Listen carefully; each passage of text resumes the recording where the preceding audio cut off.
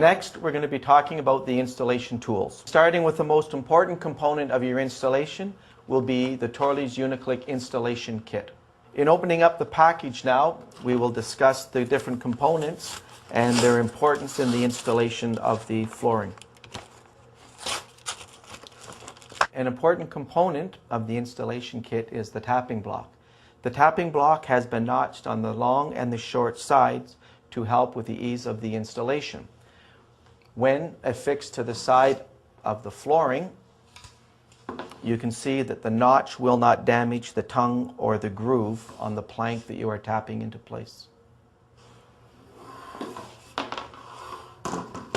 The next component I'd like to talk about now is the expansion wedges, which are going to be used in order to fix, if you want, the expansion gap around the perimeter of the room. This expansion gap is set by using these wedges.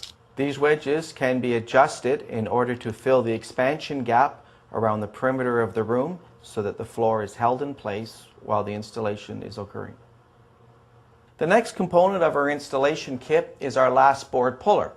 The last board puller is a tool that's been designed so that when you're putting your last board against the wall or your last row, when there is no room to fit in the tapping block, you're going to use the end board puller.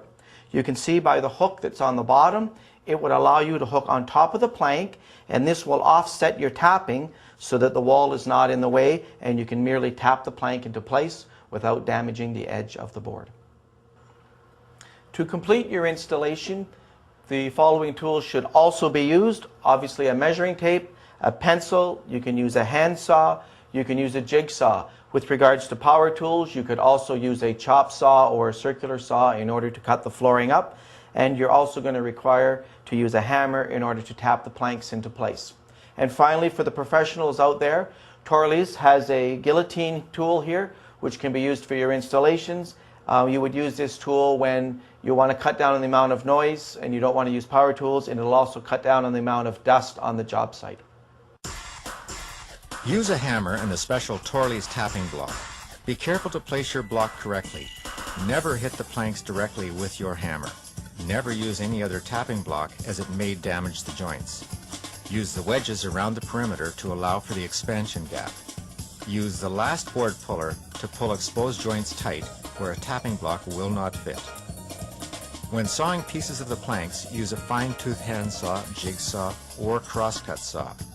As an optional tool, the guillotine or the new Magnum shear will give you a clean and easy cut without dust.